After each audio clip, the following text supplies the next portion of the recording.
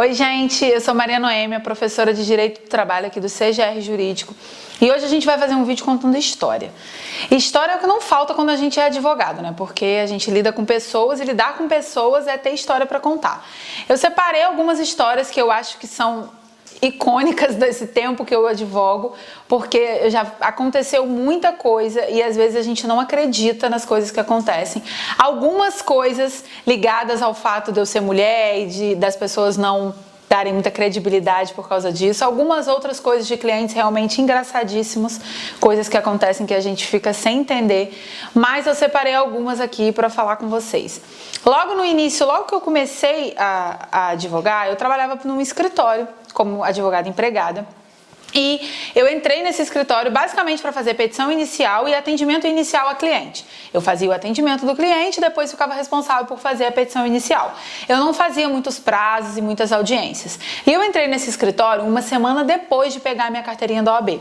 Então eu cheguei lá totalmente crua. Eu realmente não tinha experiência nenhuma. E assim que eu cheguei lá, o meu ex-chefe, que me entrevistou, conversou comigo. Quais seriam as minhas funções, o que eu faria. E tudo bem, passou 5, 6 meses, eu fazia as iniciais, fazia os atendimentos. E um belo dia, um dos sócios do escritório chegou para mim com uma pasta e falou: doutor, amanhã você tem uma audiência para fazer. E eu fiquei em choque, paralisada, porque eu nunca tinha feito uma audiência na vida. E ela chegou para minha pasta, a audiência era no dia seguinte, 9 horas da manhã. Eu não fazia ideia do que eu ia fazer. Eu não tinha a menor ideia nem aonde sentar eu sabia. Até isso eu coloquei no Google na época. Qual era o lado que eu tinha que sentar.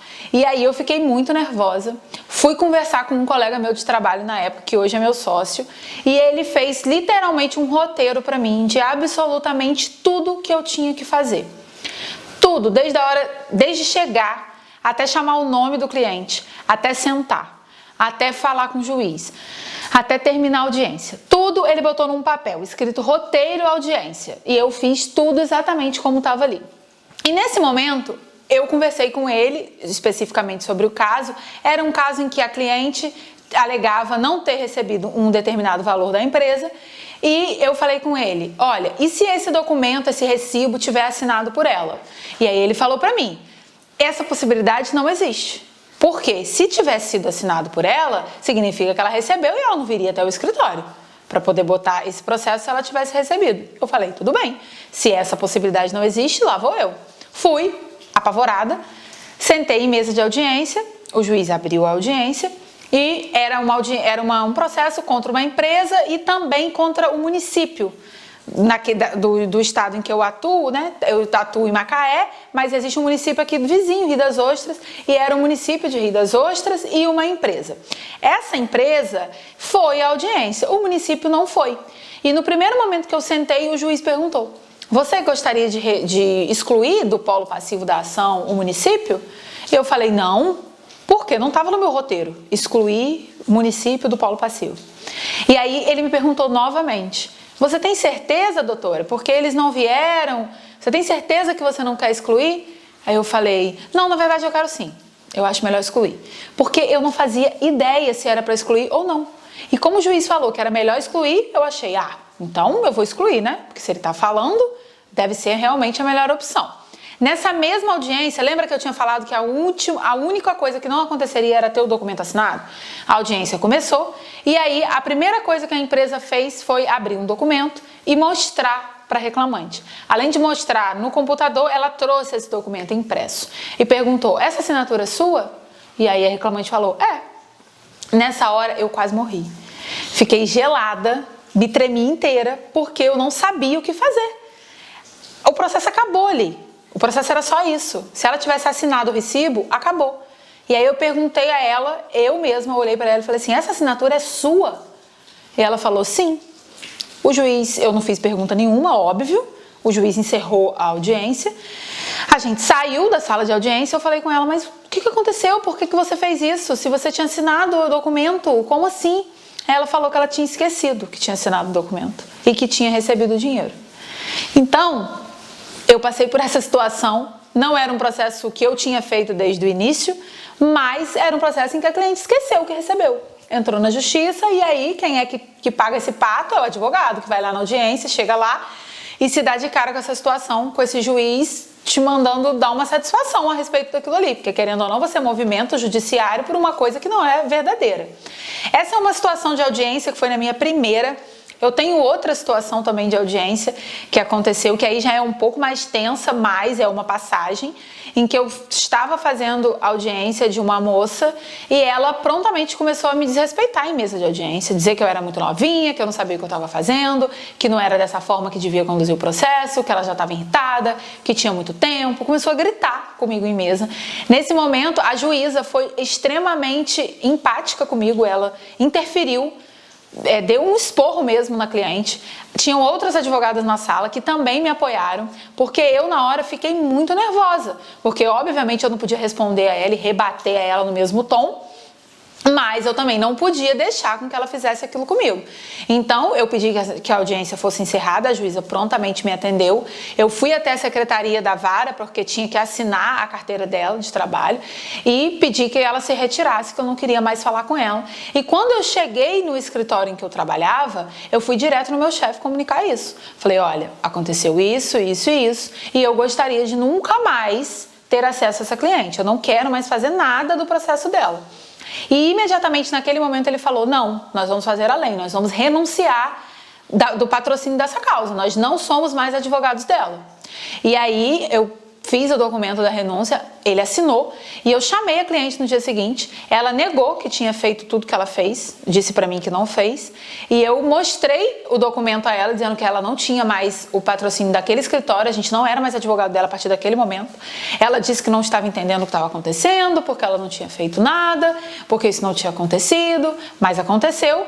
Basicamente o que aconteceu foi que a gente demitiu esse cliente, né? E aí a gente já pode até falar sobre isso, que é uma coisa que acontece muito e que muitas vezes a gente tem que fazer. Na advocacia a gente lida com pessoas e lidar com pessoas é sempre difícil e a gente lida com o problema das pessoas. As pessoas vêm até o advogado para resolver problema. A cultura dessa advocacia preventiva no Brasil ela ainda é muito pequena, muito raro, a não ser grandes empresas, fazerem a advocacia preventiva. Você não vai ao advogado dizendo, olha, pode ser que daqui a tanto tempo eu tenha um problema com fulano, o que eu tenho que fazer para evitar isso? Você vai para o advogado quando você já tem esse problema. E aí é nesse momento que você esbarra com um cliente que muitas vezes é indelicado com você, que muitas vezes quer te dizer como fazer o seu trabalho, que não aceita o que você fala, que diz que não é assim, que diz que ele pesquisou no Google, que um primo falou para ele, que não era assim que tem que fazer, que é de outro jeito. E talvez você precise demitir esse cliente. Você precise dizer para ele, olha, eu não posso ficar com o seu processo. E isso pode acontecer tanto num primeiro momento, assim que ele te contar a história dele, como pode acontecer depois. Você já está com esse cliente, você já assinou um contrato ou já está em vias de assinar e você descobre que aquilo não era bem assim, que ele mentiu para você, ele te distrata, ele te faz uma cobrança de uma forma não muito educada e aí você pode sim demitir o seu cliente. É um direito que você tem, porque a gente não precisa ser desrespeitado. No início da advocacia, a gente quer pegar tudo, porque a gente quer aprender e muita gente, infelizmente, se aproveita disso. Então, a gente tem que ter muito cuidado com quem é esse cliente, o que esse cliente vai agregar pra gente e se esse cliente, no final, vai valer a pena. Porque o dinheiro é muito importante, mas às vezes não vale a pena você passar por um desgaste emocional tão grande com esse cliente a ponto de precisar ficar com ele, mesmo ele te distratando, mesmo ele não sendo tão legal com você. É lógico que a advocacia tem muitas outras histórias interessantes. Eu tenho histórias de clientes que chegam para mim pedindo, dando moral por coisas que jamais poderiam ser pedidas. Eu tenho já aconteceu comigo da cliente pedir para mim para que eu processasse o ex dela porque ela não tinha tido tempo de ficar com mais ninguém, ela só ficava com ele. E aí ele largou ela e então ela queria dando moral por isso, porque ela ia nas festas e não ficava com ninguém. Ela chegava lá e não tinha ninguém, ela não podia beijar ninguém, ela não podia abraçar ninguém porque ele era ciumento. Então ele terminou com ela sem avisar, não deu aviso prévio desse término e ela queria dando moral. Muita gente, já aconteceu comigo também, de um cliente vir me dizer que toda vez que ele ia desembarcar chovia. E aí ele queria pedir dano moral para a empresa por causa disso, como se a empresa tivesse o controle do clima que ele só quando ele ia desembarcar chovia. Então, a advocacia traz muitos casos, alguns um pouco mais tensos, em que você tem que dar um jeito de se esquivar da situação, e outros mais leves, mais engraçados. Mas todos eles a gente consegue tirar uma lição. E sempre que for necessário, conversar com esse cliente e dizer para ele que você não vai poder ficar com essa causa, porque realmente não vai valer a pena para você. Mas, ainda que seja no início, a gente sempre tem história para contar, a gente tem que viver mesmo essas coisas para aprender, para pegar experiência e para no final poder contar essa história dando risada. E eu espero que vocês tenham muitas histórias legais também para contar e contem aqui pra gente nos comentários, dividam isso com a gente.